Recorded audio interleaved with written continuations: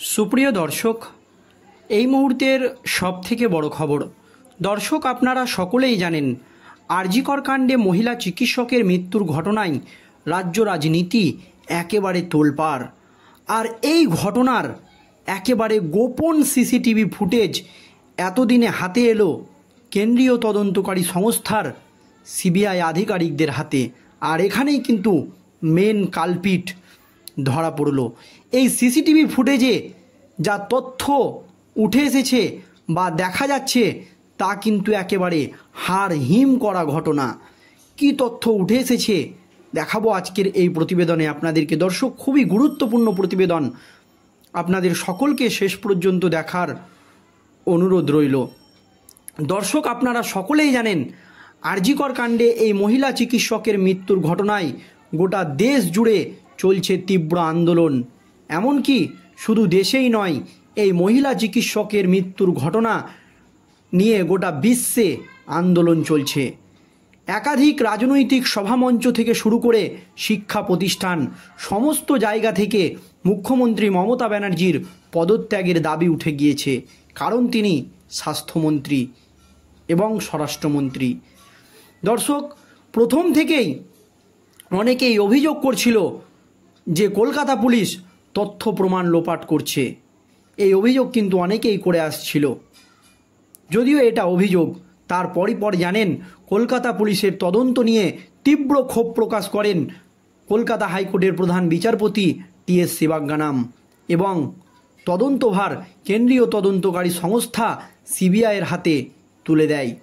এর পরপরই তেড়ে ফুঁড়ে অ্যাকশন শুরু করে কেন্দ্রীয় তদন্তকারী সংস্থার সিবিআই আধিকারিকরা। তার পরপরই একের পর এক চাঞ্চল্যকর তথ্য এবং দুর্নীতি উঠে আসে এই আর.জি. কর কাণ্ড নিয়ে।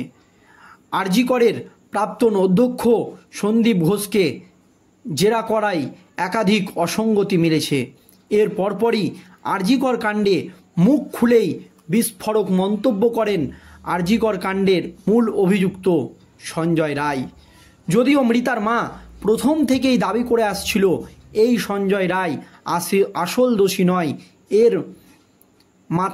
এর ওপরে কোনো বড় মাথা রয়েছে। যদিও পুলিশের কাছে এই সঞ্জয় স্বীকার করে নিয়েছিল যে আমি ধর্ষণ করেছি, চেঁচিয়ে সবাইকে বলে দিবে, তাই তাকে হত্যা করেছি।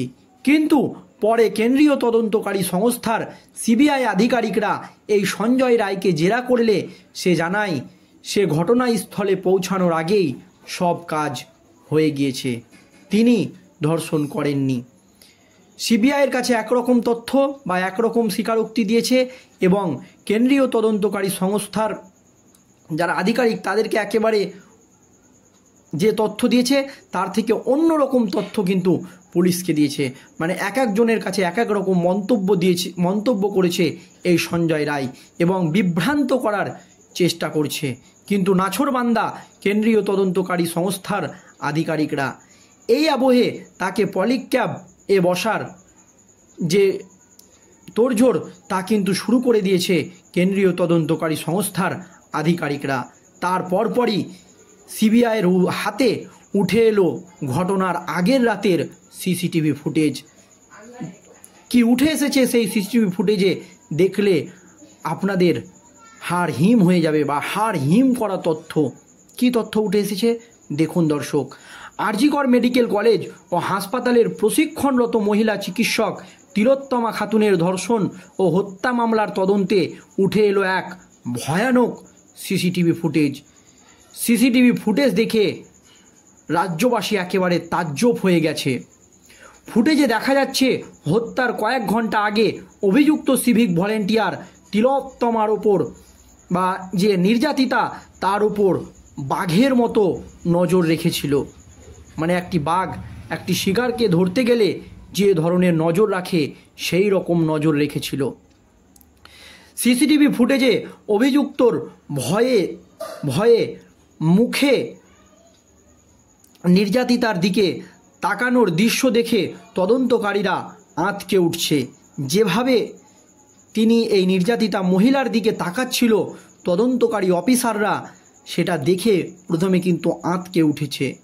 সিবিআই সূত্রে জানা গিয়েছে ৩৩ বছর বয়সী ওই সিভিক ভলেন্টিয়ার ওই নির্যাতিতার কাছাকাছি থেকে তার চলাফেরা এমনভাবে লক্ষ্য করছিল যা ফুটেজে স্পষ্টভাবে ধরা পড়েছে।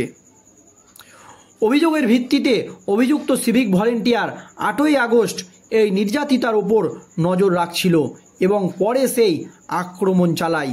সিবিআইয়ের মতে অভিযুক্তের মধ্যে যৌন বিকৃতি রয়েছে এবং তার প্রবৃত্তি পশু সদৃশ্য।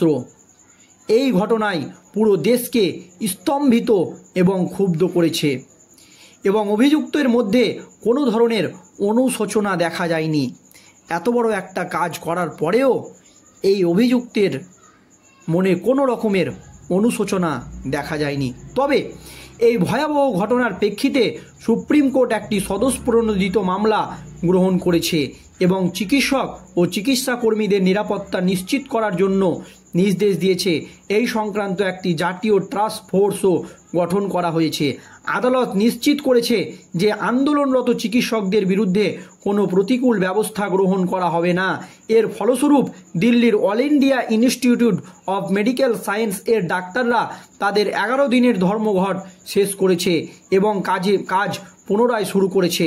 তবে পশ্চিমবঙ্গের জুনিয়র চিকিৎসকদের সংগঠন জুনিয়র ডক্টরস ফ্রন্ট তাদের কর্মবিরতি অব্যাহত রাখবে যতক্ষণ না তদন্তের গতি সন্তোষজনক হয় ততক্ষণ না পর্যন্ত।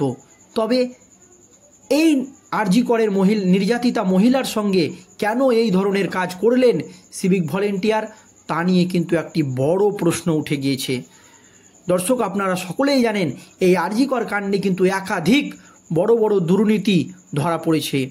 এই আবহে কলকাতা হাইকোর্টের বিচারপতিরা জানিয়ে দিয়েছেন, যদিও এই দুর্নীতির তদন্ত করার জন্য রাজ্য সরকার বা মমতা সরকার একটি ট্রাস্ট গঠন করেছিল, তবে সেই ট্রাস্টেও আস্থা রাখেনি কলকাতা হাইকোর্টের বিচারপতিরা। তারা কিন্তু তদন্তভার আবার কেন্দ্রীয় তদন্তকারী সংস্থার আধিকারিকদের হাতেই তুলে দিয়েছে।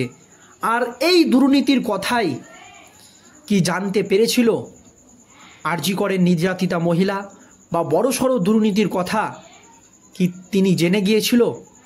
সেই জন্যই কি এই সিভিক ভলেন্টিয়ারকে দিয়ে তাকে দুনিয়া থেকে সরিয়ে দেওয়া হলো?